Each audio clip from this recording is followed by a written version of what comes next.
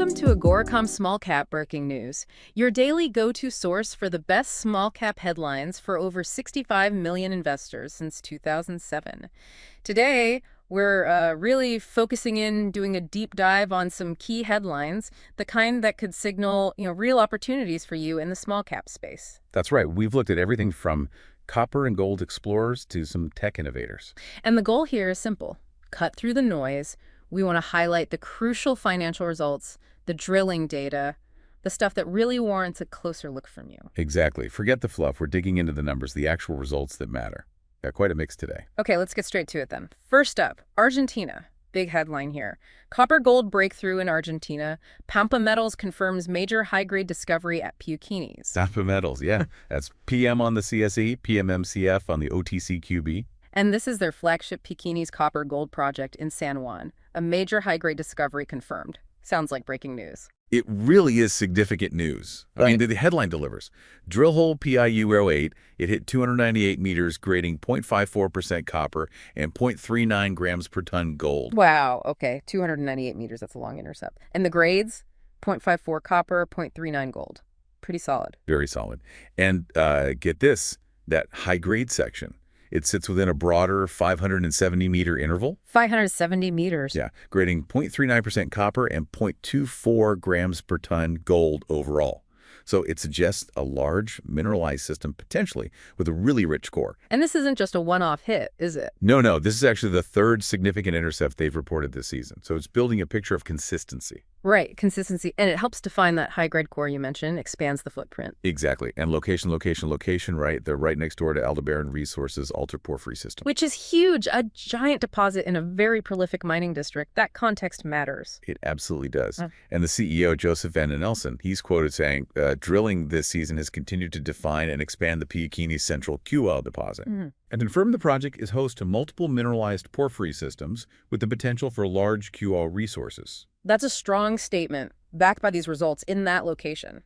It points towards real resource potential, large-scale potential. And they're not standing still either. They've got plans to acquire Rugby Resources and its Cobrasco copper project over in Colombia. Oh, interesting. So becoming a multi-asset explorer then. Precisely. Diversifying their portfolio. So for anyone tracking copper and gold, Pampa Metals, PM, definitely a story worth keeping an eye on. Agreed.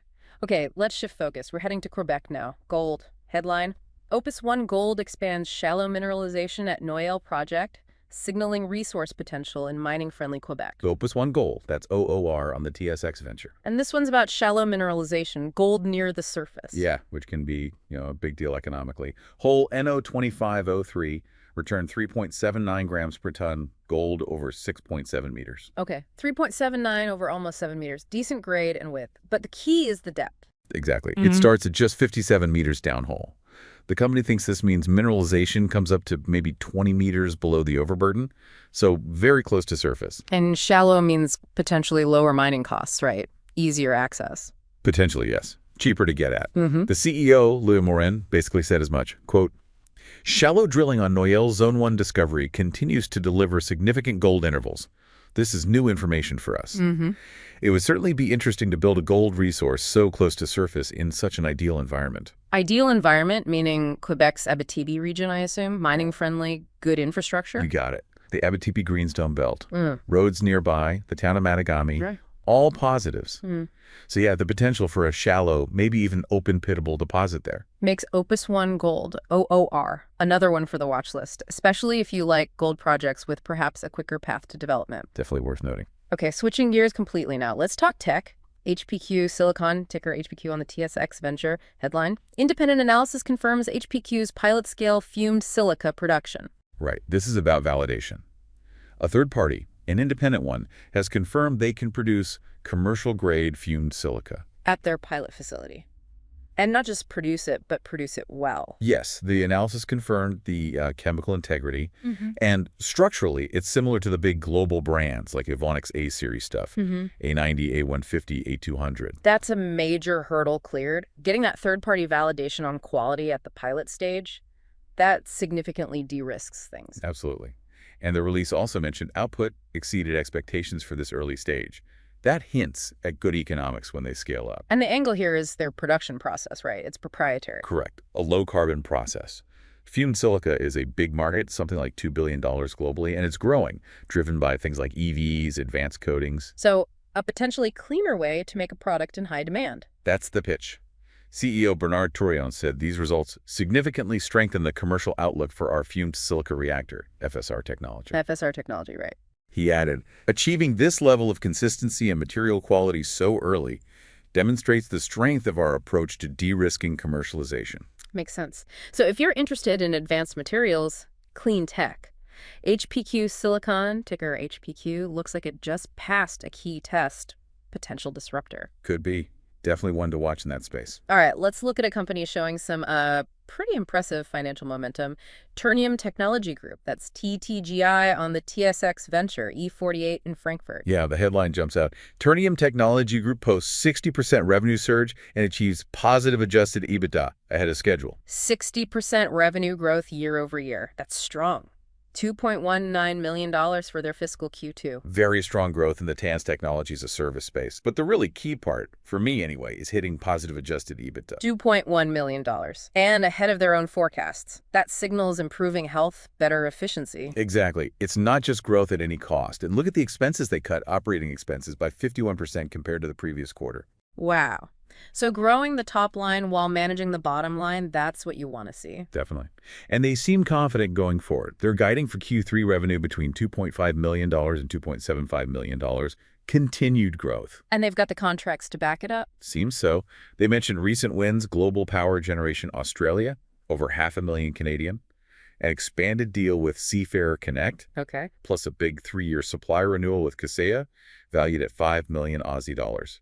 That shows customer stickiness. Right. Real market traction. The CEO, Doug Childress, mentioned executing on renewals and new wins, strengthening their global presence. He also said, we are confident that we are well positioned to meet our goal of achieving cash flow positivity on a go-forward basis. Cash flow positivity. That's the next big milestone. So Ternium, TTGI, rapid growth, improving profitability, solid contracts in the TIOS sector. Compelling. Yeah, a lot of positive indicators there. Their platform-first strategy plus the Clarati acquisition synergy seem to be working. Okay, let's bounce back to resources. Brazil this time. Cabral Gold, CBR on the TSX Venture, CBGZF on the OTC Pink. Headline. Cabral Gold uncovers high-grade near-surface gold at Jeremoabo. Expanding resource potential in Brazil's Tapajós Gold Belt. Yeah, another discovery story. At their main Cuiú gold project, what are the specifics here? They hit a standout intercept at the Jeremoabo target. 49 meters, grading 2.0 grams per ton gold. And importantly, it's shallow. 49 meters at 2 grams. Nice. And near surface again, but is there more? Oh, yeah. Within that 49 meters, there was a section of 1 meter grading 57.0 grams per ton gold. 57 grams. Wow. Starting at just 21 meters depth. Very high grade, very shallow. That's the kind of intercept that gets attention. They're calling this a potential 5th near-surface gold and oxide zone. That's what it looks like, yes. Adding to their existing resource base, which is already over 1.2 million ounces combined, indicated and inferred at Cuiú. So this could significantly add to the easier-to-process oxide ounces. That's the idea. Alan Carter, the CEO, said these results augur well for expanding our oxide resource base, potentially extending mine life or boosting production for their planned Phase 1 oxide operation. Makes sense. But he also added something important. Perhaps more importantly, they also suggest a significant primary gold system lies beneath. Ah, so the oxides are just the surface expression of potentially something much bigger down below. That's the hope. So near-term potential with the oxides, longer-term blue sky with the underlying primary system. Okay, so Cabral Gold, CBR. High-grade near-surface hits, adding to existing oxides, potential for a bigger prize deeper down. One for the Brazil-focused gold washers. Definitely. Keep an eye on Jeremoabo. All right, one more. We're back in Quebec. MX Exploration, AMX on the TSX Venture, MX0 in Frankfurt, AMXEF on the OTCQX. Headline, MX Exploration boosts gold resource at Piuquenes Project, signals world-class potential. Resource estimate updates are always crucial, and this one looks pretty major for Amex. Okay, lay out the numbers for us. What's the new MRE mineral resource estimate look like? They've now got 1.615 million ounces of gold in the measured and indicated category. That's the higher confidence stuff. 1.6 million ounces M&I. Significant. What about the grade? That's maybe the most impressive part. The average grade for that M&I resource is 6.14 grams per ton gold. 6.14 green tea average. That's a very healthy grade. It is. And they also have another 698,000 ounces in the inferred category, grading 4.31 G&T. So substantial ounces at good grades across the board. How does this compare to their previous estimate? Big jumps. The press release highlights a 172% increase in the measured and indicated ounces. 172% increase. Wow. And maybe even more importantly, a 43% increase in the grade compared to the 2024 estimate. Usually when ounces go up that much, grade goes down. Not here. That is impressive. Grade is king, especially in this environment. Any specific zone driving this? The Champagne zone is the cornerstone. It holds 831,000 ounces. Yeah. Measured and indicated on its own at an incredible grade of 16.2 grams per ton gold. 16 grams per ton. That's bonanza grade territory. Absolutely. And they mentioned excellent metallurgical recoveries too. Up to 99% in that Champagne zone means they can likely get almost all that gold out efficiently. High grade, high recovery. Yeah. That points to strong economics. What did the CEO say? Victor Cantor, president and CEO, he said, "We are thrilled," which shows an increase in contained ounces as well as grade.